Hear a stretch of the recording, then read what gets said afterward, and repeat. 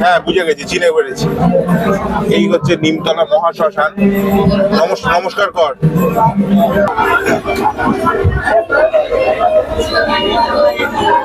এইটা হলো নিমতলা মহাশ্মশান।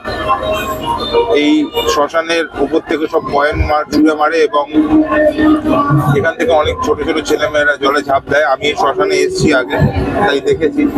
আর এখানে রয়েছে রবীন্দ্রনাথ ঠাকুরের সমাধিস্থল, আর পাশে রয়েছে ভূতনাথ মন্দির।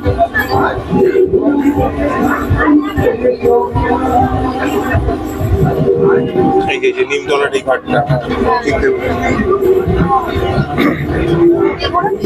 হ্যাঁ ঘোরাচ্ছে তো। কোন দিকে যায় এবার?